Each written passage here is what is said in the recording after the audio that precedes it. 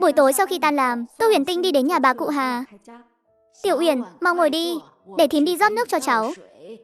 Bà ơi đừng bận rộn nữa, cháu không khát đâu, ba bảo cháu qua đây là có việc gì thế ạ? Bà cụ Hà lấy ra một chiếc chìa khóa rất nhỏ nhắn. Đây là thứ bà ngoại cháu trước khi bị hạ phóng đã giao cho thím giữ hộ. Bà ấy nói đây là đồ bà ấy để lại ở quê, là gia sản của nhà họ Nho. Nếu cháu có thời gian thì hãy đi tìm xem sao.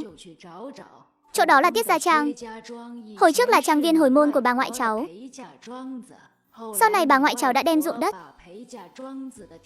giao lại cho những người tá điền ở đó. Nhưng ở đó vẫn luôn giữ lại căn nhà của bà ngoại cháu. Bà ấy còn để lại một người hầu trung thành ở đó canh giữ. Người đó tên là Tiết Tình Chủ. Tô Huyền Tinh cầm chiếc chìa khóa trong tay, nhưng cái tên Tiết Gia Trang này, cô càng nghe lại càng thấy quen. Có lẽ là vì mấy ngày nay, lúc nào cũng gặp phải mấy người nhà họ Tiết. Bà ơi, bà có biết bà ngoại cháu để lại thứ gì ở đó không ạ? Năm đó vải của nhà ngoại cháu là đồ cúng phẩm hoàng gia. Thứ để ở đó chính là nền móng của nhà họ Nho. Nhà họ Nho vốn làm nghề buôn vải, được bà ngoại trân trọng cất giữ như vậy, lại còn giấu kín làm của cải gia đình. Chẳng lẽ là công thức nhuộm vải sao? Tô Huyền Tinh về nhà rồi lấy chiếc chìa khóa đó ra. Đầu chìa khóa có vài cái răng sắc nhọn. Lúc Tô Huyền Tinh nghịch ngợm đã bị cứa vào tay. Xì dầu lập tức chảy ra.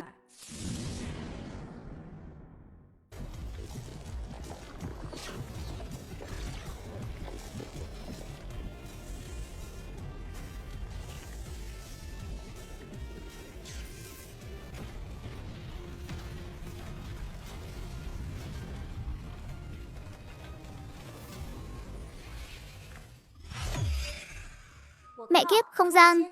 Mình xuyên không lâu như vậy rồi giờ không gian mới xuất hiện sao? Cái này mà cũng bị delay cơ à? Tô Huyền Tinh xuất hiện trong một căn phòng xám xịt. Bốn bề đều là tường, không cửa sổ cũng chẳng có cửa ra vào. Đứng ở trong đó một lát là thấy vô cùng ngột ngạt. Khó thở quá, đi ra thôi.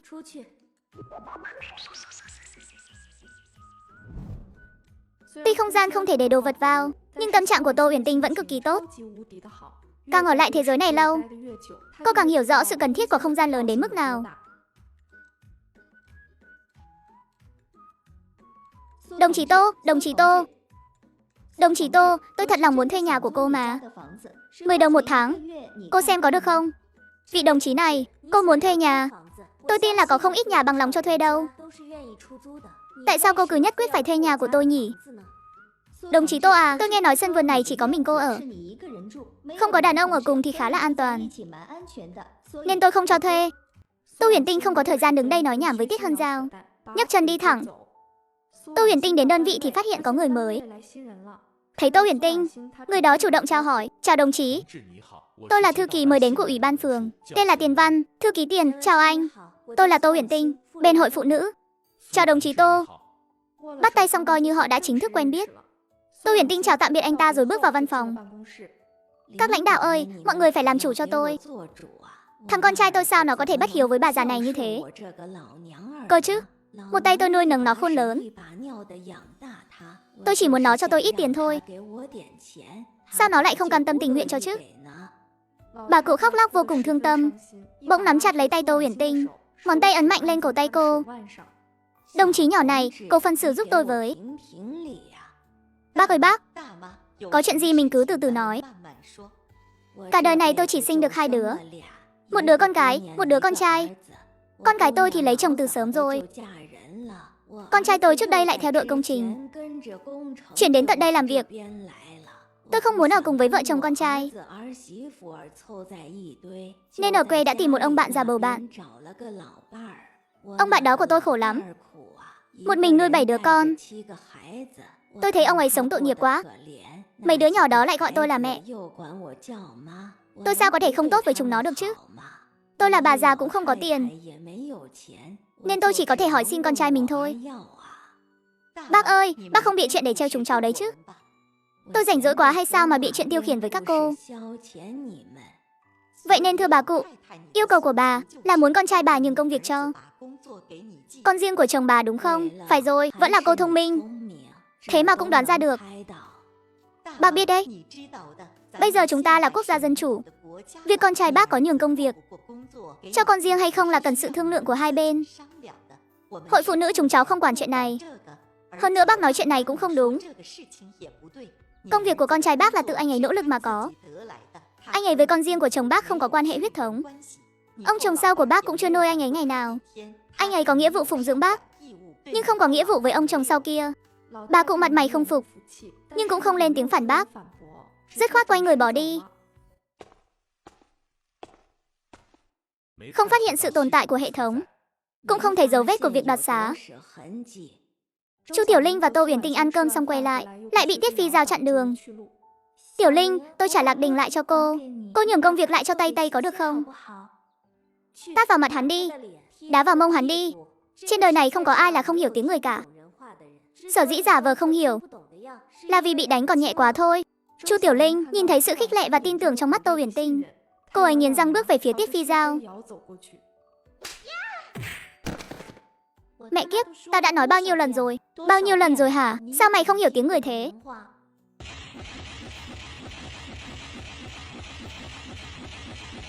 Các người có gì không hài lòng thì cứ nhắm vào tôi đây này. Bắt nạt Phi Giao là thế nào?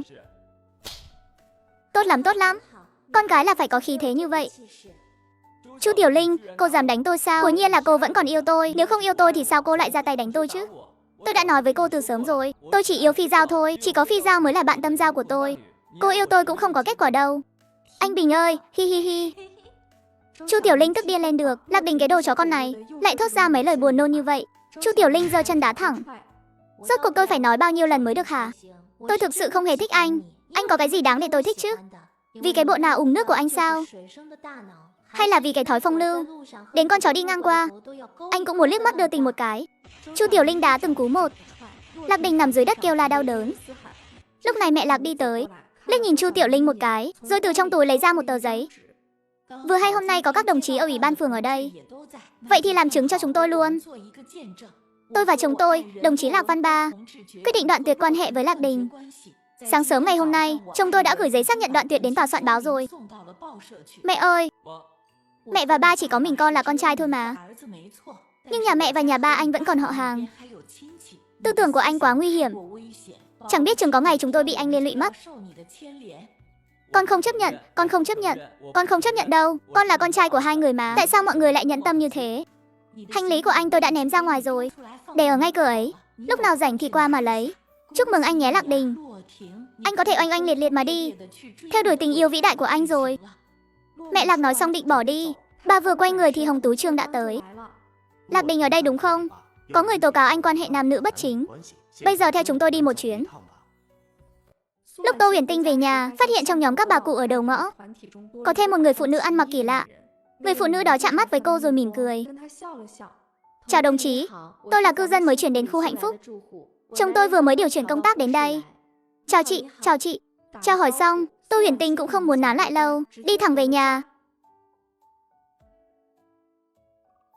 Tôi không thấy cô ta có dấu hiệu bị ký sinh. Xác nhận liên tiếp 3 lần chắc là được rồi chứ. Cô ta có thể nộp hệ thống của đường thi vận lên. Điểm này chúng ta chẳng phải đã thảo luận rồi sao? Những kẻ có thể thoát khỏi sự khống chế của các thế lực dị đoan, chúng ta gặp cũng không ít đâu. Tuy đồng chí Tô này ra tay hơi thô bạo một chút, nhưng vẫn nằm trong phạm 6 bình thường. Hệ thống của đường thi vận là hệ thống đoạt vận. Đồng chí Tô thoát khỏi sự khống chế, cô ta vốn dĩ sẽ bị phản phệ. Bị nước sôi dội chúng cũng là chuyện bình thường mà. Cứ quan sát thêm xem sao. Thời điểm hiện tại, không được để xảy ra bất cứ sai sót nào nữa. Tôi thấy không cần thiết đâu. Cố tổ trưởng, từ sau khi các anh gặp mặt dị đoan số 10, đã liên tục cử mấy người đi thăm dò cô ấy rồi. Bây giờ sự nghi ngờ đối với cô ấy đã được loại bỏ. Các anh còn muốn quan sát cái gì nữa? Hệ thống đoạt vận không giống những thứ khác. Chúng ta cần phải cẩn thận và cẩn thận hơn nữa. Danh trưởng Chu, tâm trạng của cậu tôi hiểu. Nhưng cũng xin cậu hãy thấu hiểu cho công việc của chúng tôi. Sự quan sát của chúng tôi sẽ không làm phiền đến cuộc sống bình thường của cô ấy. Hy vọng cố tổ trưởng nói được làm được. Tôi tuy không có bản lĩnh gì đặc biệt, nhưng nếu vì chuyện này mà cô ấy bị tổn thương dù chỉ một chút thì đừng trách tôi không khách khí với các người. Danh trưởng Chu yên tâm. Chu Hướng Dương nhận được sự đảm bảo của cố tổ trưởng rồi sải bước rời đi. Vừa ra khỏi cửa, anh đã bắt gặp Tô Uyển Tinh đang đi đổ rác. Thật trùng hợp, đồng chí Tô vừa tan làm về nhà sao? Phải, tôi vừa tan làm. Còn anh, tôi cũng vừa mới xong việc. Đồng chí Tô, tôi có thể mời cô ăn một bữa cơm không? Tôi muốn cảm ơn cô vì đã hỗ trợ và giúp đỡ công việc của chúng tôi. Không cần anh mời đâu, để tôi mời cho. Lần trước anh giúp tôi làm chứng chuyện đó. Tôi còn chưa kịp cảm ơn anh nữa. Đó là việc tôi nên làm, không cần cảm ơn đâu. Để tôi giúp cô đi đổ rác. Cuốn sổ tay cô đưa tôi đã nộp lên trên rồi. Cấp trên đã quyết định khen thưởng cho cô vì tình hình đặc biệt, nên sự khen thưởng này sẽ không công khai. Cô có muốn thứ gì không? Để tôi đi xin cho cô. Tôi không có gì đặc biệt muốn cả. Mọi người cứ thưởng theo quy định thông thường là được. Sau đó Chu Hướng Dương cùng với Tô Huyền Tinh nói về việc ngày mai anh sẽ đến đơn vị báo danh. Anh không quay về vùng Đông Bắc sao? Tôi đã điều chuyển công tác đến đây rồi. Vì đã nhiều năm tôi chưa được nghỉ phép thăm thân, nên sẵn tiện nghỉ phép luôn rồi mới qua đây báo danh. Tôi đến nhà Lâm Thủy Sinh là vì Lâm Thủy Sinh nhờ tôi lấy giúp anh ta một bộ hồ sơ. Ông nội tôi và gia đình bác cả đang làm việc ở trang trại cải tạo đằng kia. Tôi cũng tiện đường đi thăm họ một chút. Bố mẹ tôi ở tỉnh Chiết, bố tôi làm lính ở bên đó.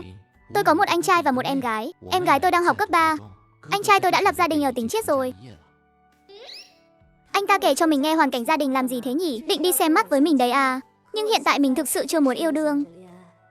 Chu Hướng Dương như không thấy sự bối rối của Tô Uyển Tinh, lập tức chuyển chủ đề. Ăn cơm thôi, ăn cơm không thôi. Ăn là nguội hết bây giờ. Tô Uyển Tinh ngày hôm sau vẫn đi làm như bình thường. Chu Tiểu Linh đã đợi cô ở ủy ban phường rồi.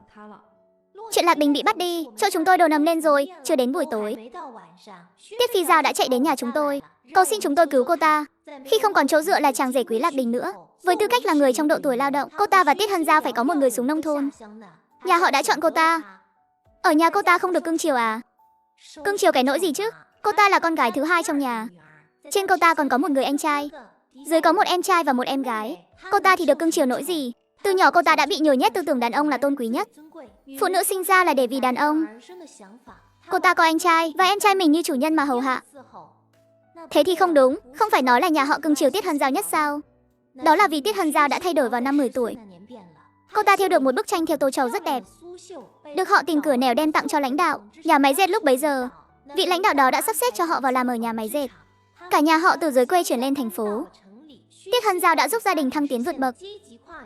Người nhà họ nhìn thấy cái lợi trên người cô ta, thì sao lại không cưng chiều cô ta cho được? Tiết Phi Giao vốn giỏi nhìn sắc mặt mà, sao cô ta lại có thể không cung phục Tiết Hân Giao chứ?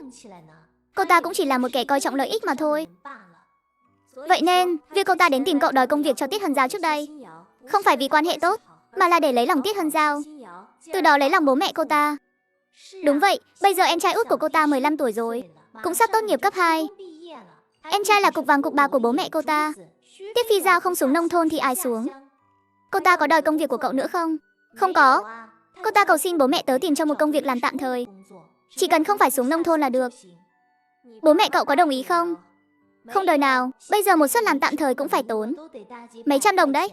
Bà dì đó của tớ keo kiệt lắm. Đời nào bà ta chịu bỏ tiền ra mua việc làm cho cô ta, nên tiền suất này chỉ có thể là bố mẹ tớ bỏ ra thôi. Bố mẹ tớ đâu có ngu. Mẹ tớ nói rồi, có số tiền đó thà để dành làm của hồi môn cho tớ còn hơn. Mắc gì phải làm lợi cho kẻ luôn tính kế chúng tớ chứ. Lạc Bình bị bắt vì quan hệ nam nữ bất chính. Tiết Phi Giao không tính là người phụ nữ trong đó sao? Sao cô ta không bị bắt đi? Ừ nhỉ, sao cô ta không bị bắt? Theo lý mà nói thì không nên như vậy chứ. Tô Huyền Tinh sực nhớ đến lời Chu Tiểu Linh nói, rằng Tiết Hân Giao đã biến thành một người khác. Chẳng lẽ Tiết Hân Giao cũng là nữ chính định mệnh sao? Nên sự bất thường của những người thân cận với cô ta sẽ được hào quang nữ chính che chở. Nhưng cũng không đúng, tại sao hào quang nữ chính của cô ta lại có thể bao phủ lên cả người Lạc Bình được? Không lẽ cuối cùng Tiết Hân Giao lại ở bên cạnh Lạc Bình đấy chứ? Tô Huyền Tinh bị cái suy đoán này của mình làm cho kinh hại đến mức chết lặng, tay chân cứ tê dần cả lên. Tiết Hân Giao và Tiết Phi Giao quan hệ có thân thiết không?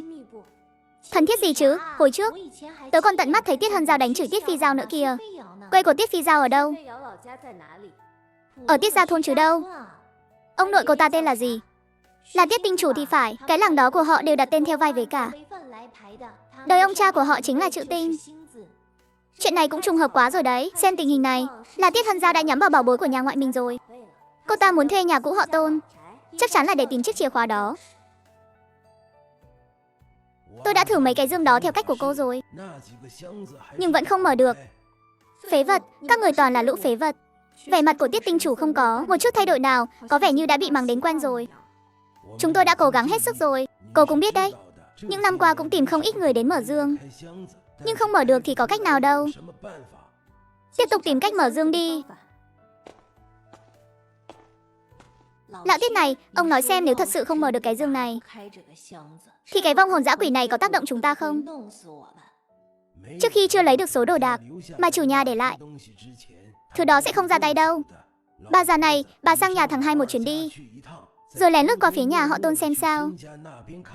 Nếu con cháu của chủ nhà quay lại, thì báo cho họ một tiếng.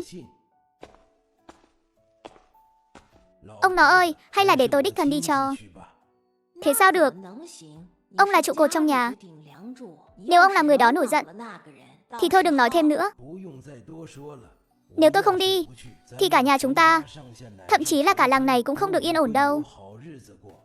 Bây giờ thứ đó chưa ra tay với chúng ta, là vì chúng ta còn có giá trị lợi dụng. Đợi khi nó lấy được đồ rồi thì tất cả chúng ta đều đáng xuất hết. Những kẻ thường xuyên đột nhập trộm cắp đều biết. Điều quan trọng nhất là đừng làm kinh động đến chủ nhà.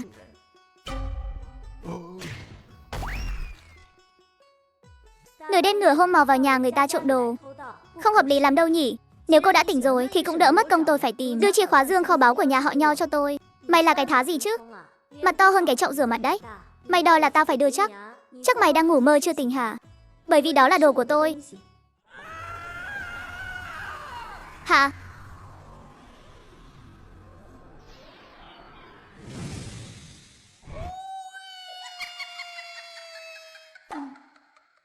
Mẹ kiếp, đúng thật là có vong rồi. Đánh người thì tao giỏi, chứ đánh vong thì tao chưa có kinh nghiệm này nha. Mày bớt nói xàm đi, con bảo đống đồ đó là của mày nữa. Mày gọi nó một tiếng xem nó có thưa không. Nhớ lại trong phim ma thì tỏi, gạo nếp các thứ có tác dụng áp chế vong hồn. Tô Huyền Tinh vắt chân lên cổ chạy vào bếp. Lúc Tô Huyền Tinh cầm tỏi chạy ra, Tiết Phi Giao cũng đã đứng trước mặt cô. Mấy thứ này không có tác dụng với tôi đâu. Nếu cô biết điều thì giao chìa khóa ra đây. Như thế tôi còn để cho cô một con đường sống. Bằng không, hai nhà Tôn, Nho các người sẽ chỉ còn lại mình cô là huyết mạch thôi đấy. Cô phải suy nghĩ cho kỹ vào. Thế thì mày xử lý tao đi. Cô tưởng tôi không dám sao? Mẹ kiếp.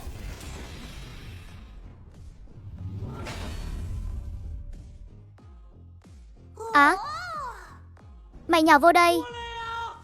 Cô là người của đạo gia à? Không, tao là tổ tiên nhà mày đấy.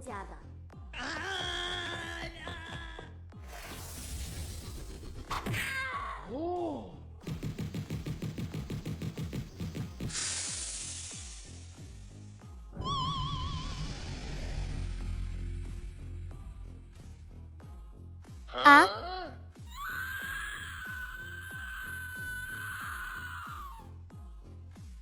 Cảm ơn cô đã cứu tôi. Những năm qua tôi bị bà ta nhốt trong cái hũ đó.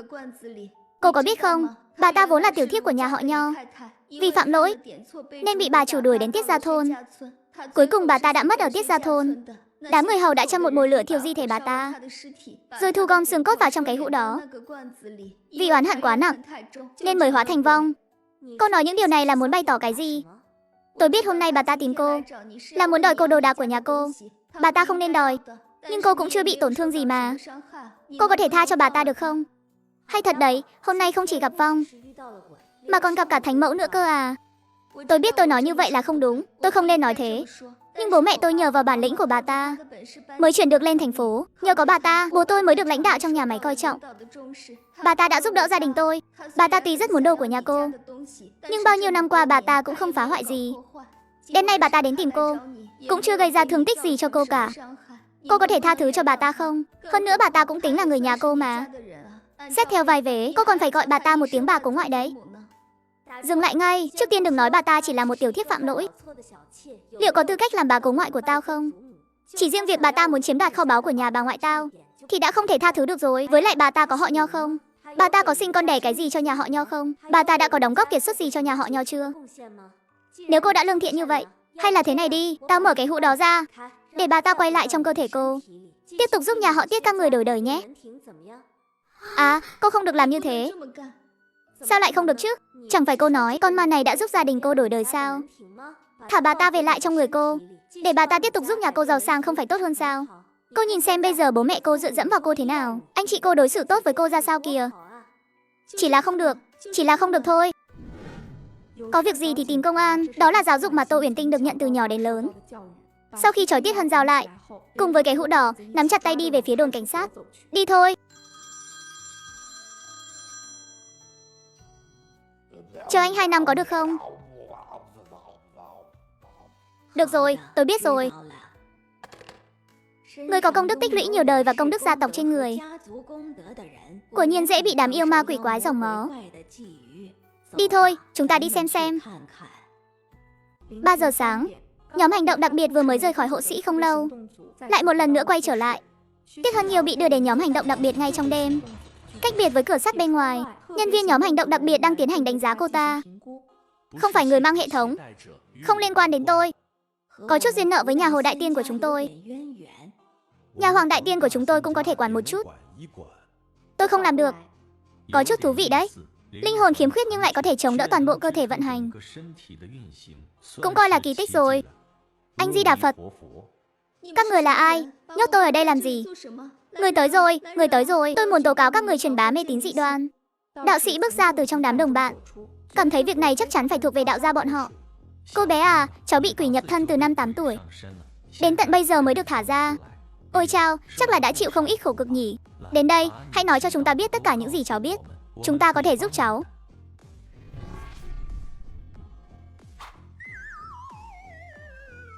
Nói cho ta nghe nào. Kẻ chiếm đoạt thân xác cháu có lai lịch thế nào? Hắn nói hắn tên là Tiết Hồng Liễu, cũng là người của thôn Tiết gia chúng cháu. Nhưng mà vào năm hắn 10 tuổi, hắn bị cha mình bán cho bọn buôn người. Bọn buôn người thấy hắn có tướng mạo và vóc dáng đẹp, nên đã bán vào gánh hát. Năm 13 tuổi, hắn nổi danh chỉ sau một đêm. Năm 16 tuổi, hắn được Lư đại gia, tức là cha của bà ngoại Tô Huyền Tinh nhìn trúng. Về nhà hắn sẽ hát tuồng. Cộng thêm vốn dĩ hắn là người trong trang viên nhà mình, nên rất được sủng ái vì nhiều năm không sinh được con. Hắn đã tiễn con trai duy nhất của Lư đại gia đi. Sau khi bị điều tra ra, Lư đại gia đã bảo lãnh cho hắn không bị hẹo và đưa hắn trở lại thôn Tiết gia. Nhưng người đời không tôn trọng hắn. Hắn ở thôn Tiết gia không chịu được cô đơn, cuối cùng đi theo một gã bán rong. Sau khi bị người thôn Tiết gia phát hiện đã thiêu hắn ra đi. Bên ngoài thì nói hắn bị bệnh rồi mất, sau đó mới hỏa táng. Vậy hắn đi tìm Tô Huyền Tinh để làm gì? Để lấy kho báu của Nô gia.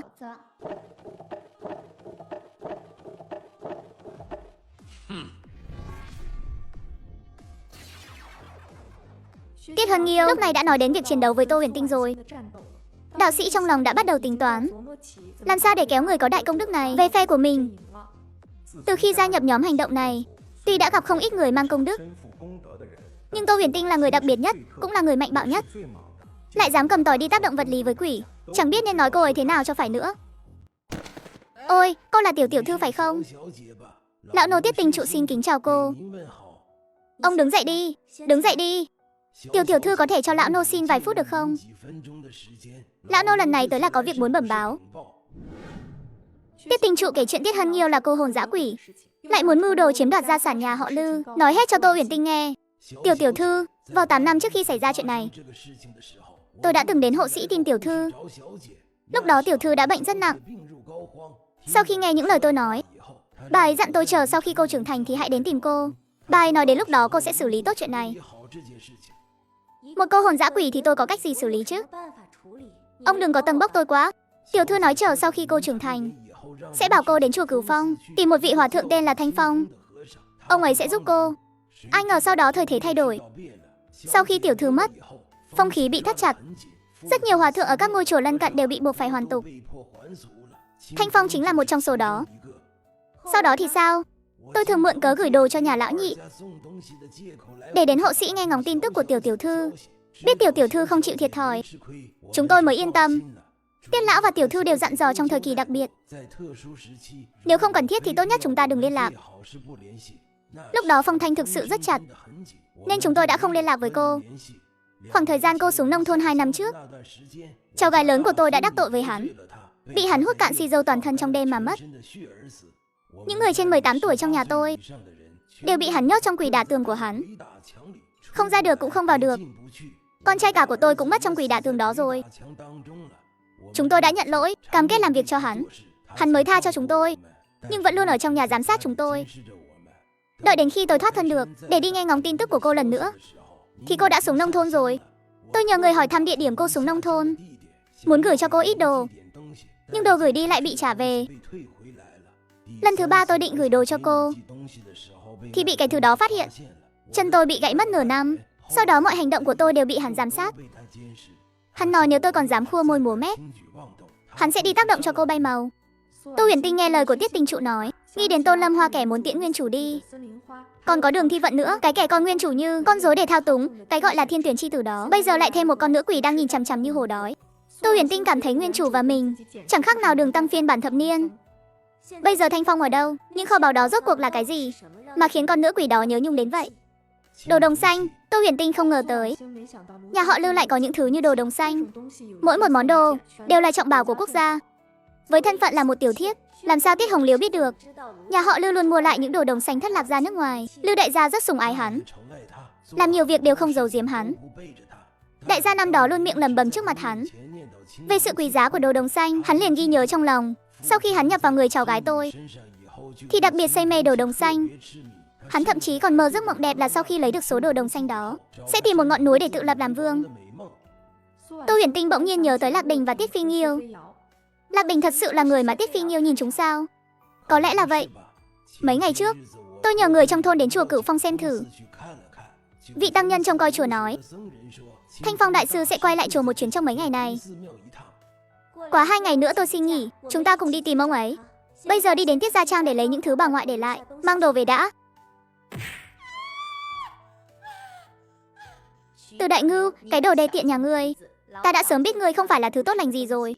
Mấy năm trước, lẽ ra ta nên vứt ngươi vào hố phân cho chết đuối mới phải. Nhìn ngươi lâu rồi đấy, ngươi vẫn còn sức mắng người à? Xem ra ngươi vẫn chưa thấy đau đủ đâu.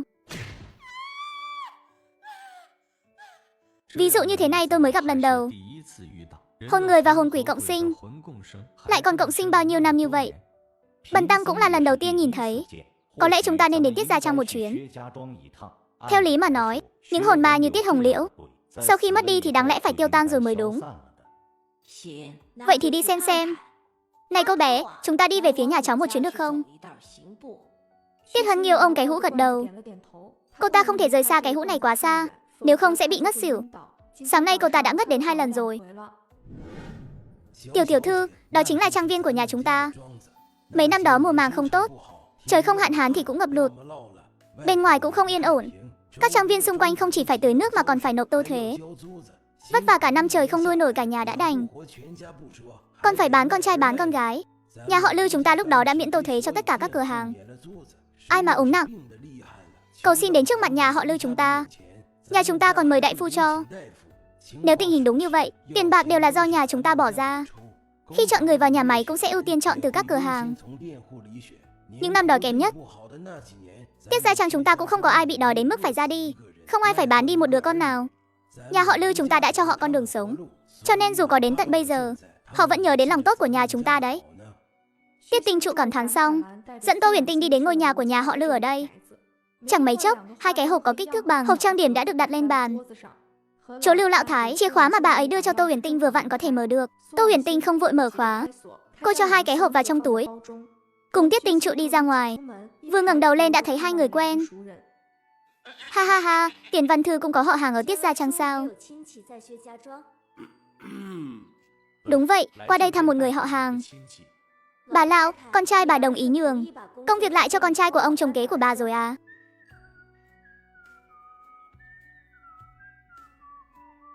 Tô Huyền Tinh cũng không quan tâm đến câu trả lời của bà ta. Nhìn Tiết Hân Nghiêu ở giữa đám đông, trên tay xách một cái túi, bên trong chắc là cái hũ đó.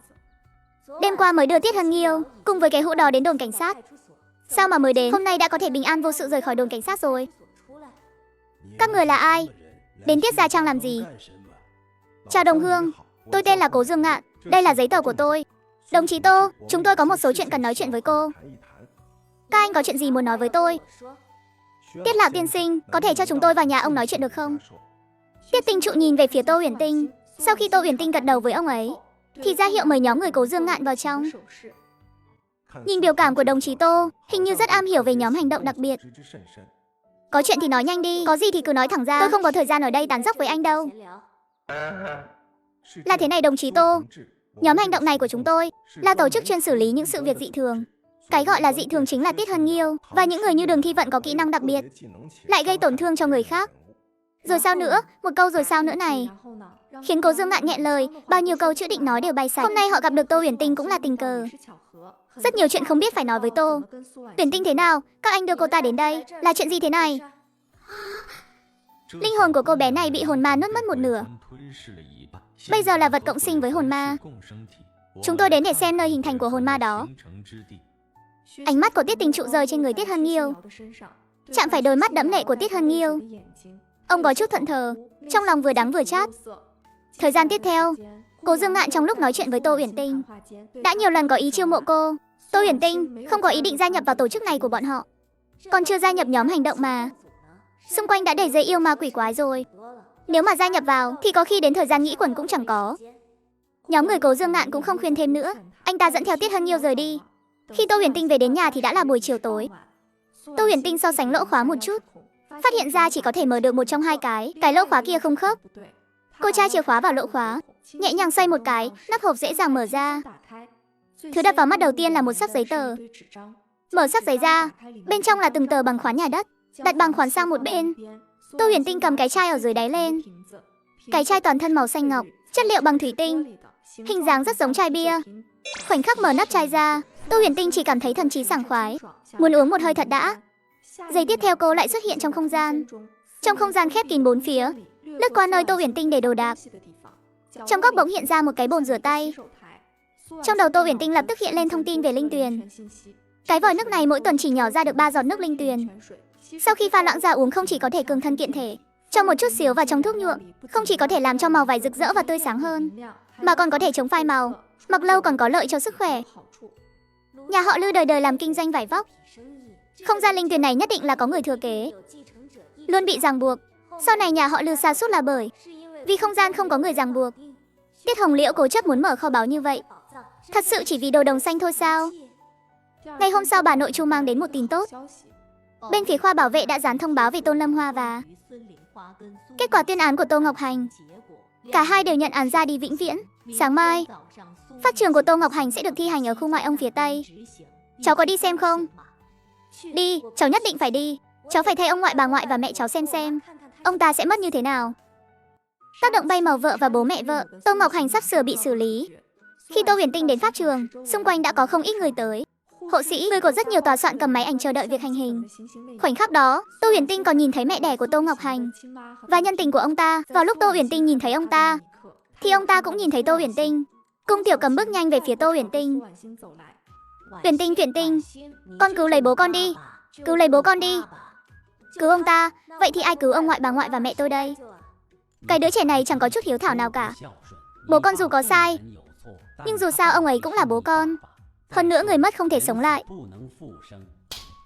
Lời của lão già còn chưa nói xong, đã bị Tô Uyển Tinh dùng tay cho câm nín luôn. Không biết nói tiếng người thì ngậm cái miệng lại cho tôi. Còn người mất không thể sống lại nữa chứ.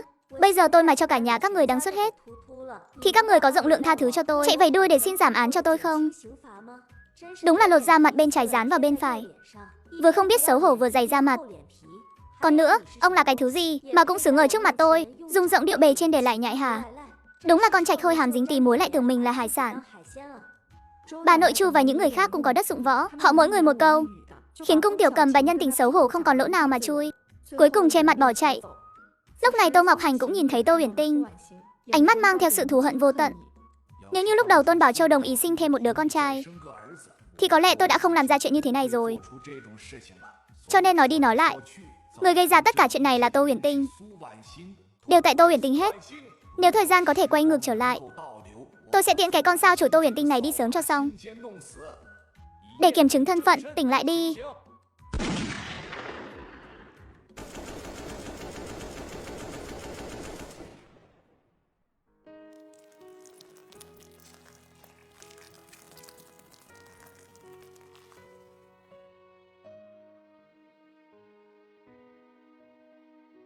Tôi đi đây, lần sau tôi lại đến thăm các người. Tô Huyền Tinh đứng dậy rời đi cực kỳ phong cách. Cô tin rằng chẳng bao lâu nữa mình sẽ lại đến thôi. Vì Tôn Lâm Hoa và Đường Thi Vận vẫn chưa bị xử lý mà. Khi Tô Huyền Tinh về đến nhà, Tiết Tình Trụ dẫn theo con gái út của nhà lão Tam đã chờ đợi rất lâu rồi. Tiểu thư, sao cô lại đi ra ngoài lâu thế? Đã ăn cơm chưa? Cô không đói, nhìn vẻ mặt lo lắng của Tiết Tình Trụ. Cô rất thành thật, trả lời từng câu hỏi một. Ông Tiết, mọi người đến lâu chưa? Mau vào đây với cháu. Đói chưa? Chúng ta ra tiệm ăn nhé. Trời gần tối chúng tôi mới đến, không đợi lâu đâu.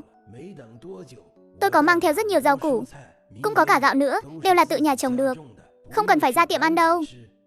Tiết Tinh Trụ xách đồ đạc, dẫn theo cô cháu gái nhỏ đi theo Tô Huyền Tinh vào cửa. Cô cháu gái nhỏ của ông ấy cứ nhìn chằm chằm vào Tô Huyền Tinh, trong mắt tràn đầy sự tò mò. Sau khi để đồ đạc vào trong sân, Tiết Tinh Trụ nói với Tô Huyền Tinh, tiểu thư, đây là cháu gái nhỏ của tôi tên là Tiết Cầm Dao, là người nấu cơm trong nhà tôi, dọn dẹp vệ sinh nhanh nhẹn nhất đấy.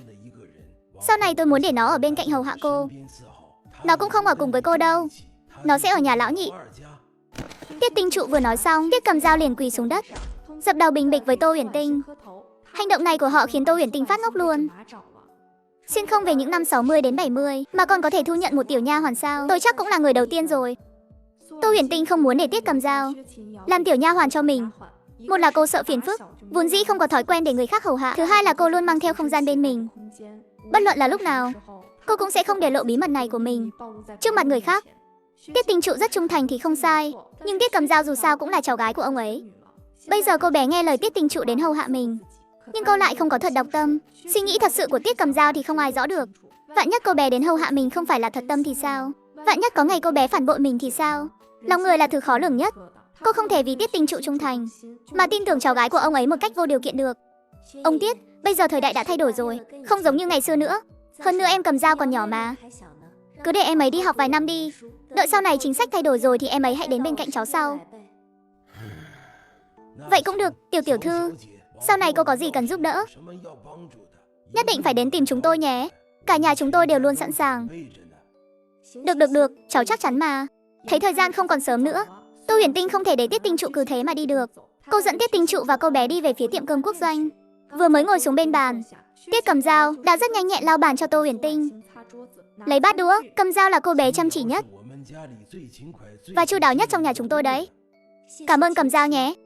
Sau bữa ăn, hai ông cháu Tiết Tinh Trụ đưa Tô Huyền Tinh về nhà trước, sau đó mới thong thả đi bắt chuyến xe buýt cuối cùng để đi đến nhà máy dệt. Suốt quãng đường đi, Tiết Tinh Trụ vẫn luôn nhồi nhét vào đầu Tiết Cầm Dao quan niệm phải đối tốt với Tô Huyền Tinh. Trong khu nhà tập thể của nhà máy dệt, Tiết lão nhị đang ngồi ở phòng khách đọc báo, đợi Vương Tú Quyên đi vào. Tiết lão nhị nhàn nhạt nói một câu về việc cháu gái Tiết Cầm Dao sẽ đến nhà ở, còn cả việc sẽ lợi dụng mối quan hệ của bọn họ để đi học ở trong thành phố. Tiết lão nhị, ông đúng là đồ không có trái tim. Ông không quan tâm đến điều đó thì cũng thôi đi. Thế còn Phi Nghiêu thì sao? Phi Nghiêu không phải là con gái của ông à? Nó không nghe lời thì tôi có cách gì chứ? Hồi đó khi nó muốn đi quyến rũ vị hôn phu của người ta, tôi đã chẳng nói là không cho phép rồi sao? Sau khi nó quyến rũ được vị hôn phu của người ta rồi, tôi có dặn nó là phải khiêm tốn một chút không? Vì khi em rể tìm đến tận cửa, tôi có đứng về phía nó không? Để thay nó đi xin lỗi người ta không? Tôi cho rằng với tư cách là một người cha, tôi đã làm rất tốt rồi. Yêu, tôi thật sự không có tính người đâu. Lúc Tiết Phi Nghiêu quyến rũ chồng của em họ nó, tôi lẽ ra nên tát cho nó một cái bay màu luôn mới phải. Bây giờ rơi vào hoàn cảnh này, tất cả đều là do nó tự chuốc lấy. Tôi còn phải giúp nó thế nào nữa? Bắt tôi khuynh gia bại sản, đánh đổi cả gia đình để cứu nó ra sao? Vương Tú Quyên, bà quá coi trọng tôi rồi, tôi không có bản lĩnh đó.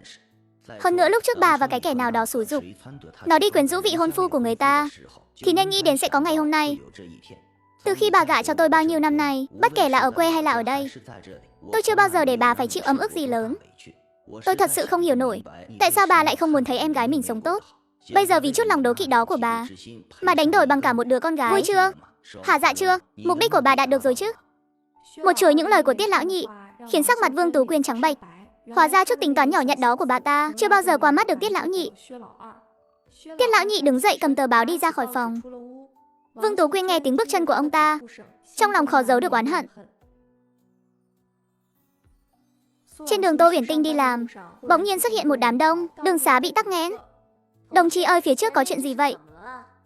Diễu hành đấy, cuộc diễu hành này do Hồng Tú Trương tổ chức, chủ yếu nhắm vào 4 người, trong đó có 2 kẻ chính là vì Đường Thi Vận, mà quyết tâm thay đổi xu hướng tính dục là Cát Húc Trường, và gã đầu đinh bị bắt gian tại giường với hắn.